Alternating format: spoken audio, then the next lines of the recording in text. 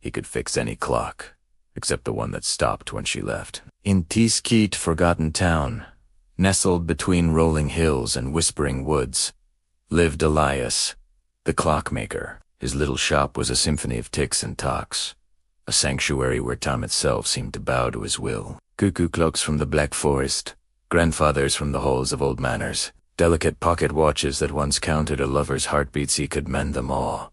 His hands, though gnarled with age, moved with a dancer's grace, coaxing life back into gears and springs that had long fallen silent. People from miles around would bring him their broken timepieces, their family heirlooms, their last connections to a past they cherished. And Elias, with a gentle smile and a quiet understanding, would restore not just the clock, but the memories it held within its brass and steel heart. But there was one clock Elias could not fix. It wasn't made of wood or metal.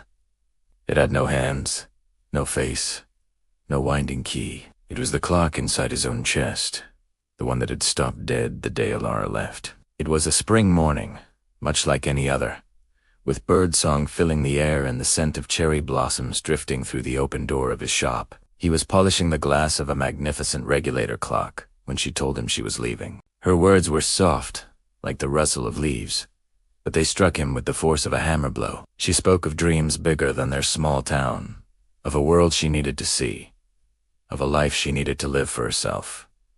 He didn't argue. He just watched as her silhouette became smaller and smaller down the dusty road, until she was just a memory against the rising sun. And in that moment, the rhythmic ticking in his soul, the one that had always beat in time with hers, simply stopped. Years passed. The world outside turned, seasons changed, and the clocks in his shop continued their faithful dance. But for Elias, it was always that spring morning. He worked with the same precision, the same dedication, but the spark in his eyes was gone. The easy smile he once wore was replaced by a polite, distant warmth. His world had become a silent film, the colors muted, the sounds muffled. He was a master of time, yet he was trapped in a single, unchanging moment.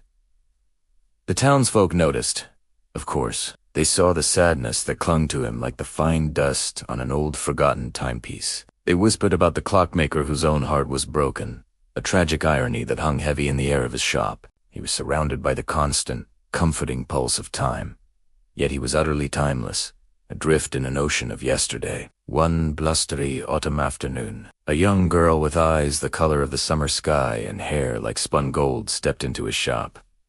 She couldn't have been more than 10. In her small hands, she clutched a tiny, bird-shaped clock, its wooden wings chipped and its voice silent. "Mr. Clockmaker," she said, her voice barely a whisper, "can you fix him? He doesn't sing anymore." Elias looked down at the broken toy and then into the girl's hopeful eyes. For the first time in years, something stirred within him. He saw a flicker of Alara in her gaze, a shadow of the same adventurous spirit. He took the little bird gently from her. "I'll try my best," he murmured, his voice thick with an emotion he hadn't felt in a long, long time.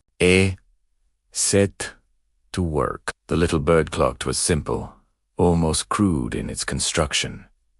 But as he carefully disassembled it, he found himself pouring his entire soul into the task. It wasn't just a toy he was fixing.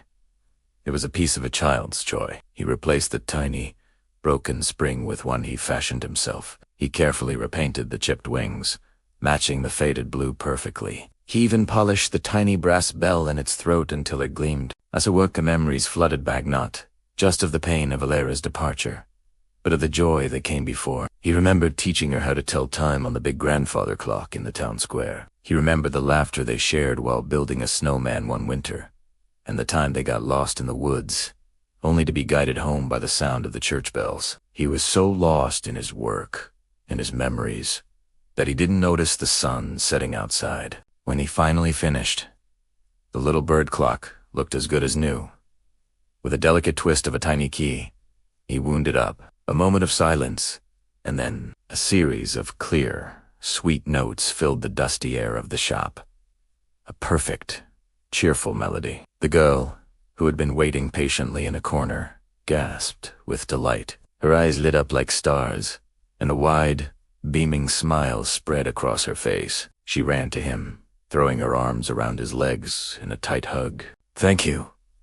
Thank you," she cried, her voice filled with pure, unadulterated happiness. And in that moment, as he felt the warmth of her small embrace, Elias felt something else, a faint, almost imperceptible sensation.